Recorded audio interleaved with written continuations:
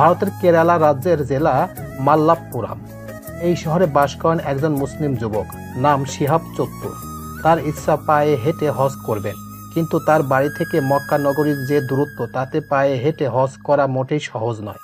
কিন্তু তিনি যে প্রতিজ্ঞা করেই ফেলেছেন, তাই বাড়ি থেকে ৮৬৪০ কিলোমিটার দূরে মক্কায় পায়ে হেঁটে গিয়েই পবিত্র হজ আদায় করবেন শিহাব। তিনি এই সাহসিকতা এবং কিভাবে এই পায়ে হেঁটে এত পথ পাড়ি দিয়ে হজ পালন করবেন, সেই বিষয়ের উপর সংক্ষিপ্ত কিছু তথ্য এখন আপনাদের সামনে শেয়ার করব। তো চলুন মূল আলোচনায় চলে যাওয়া যাক।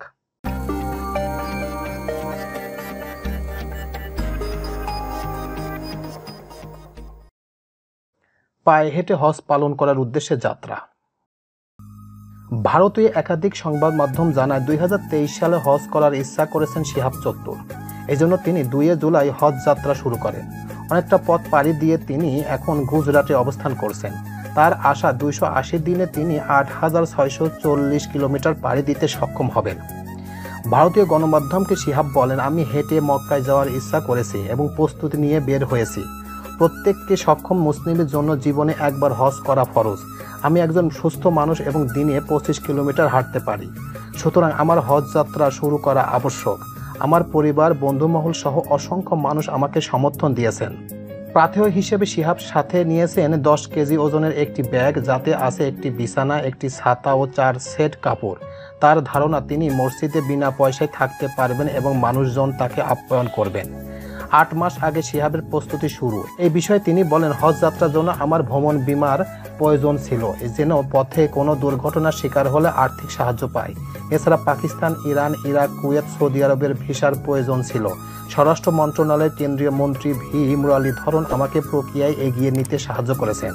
শিহাবের আশা ৬ দেশের সীমানা অতিক্রম করে তিনি ২০২৩ সালে হজে অংশগ্রহণ করতে পারবেন এবং আল্লাহ তার দীর্ঘ পরিশ্রম কবুল করবেন।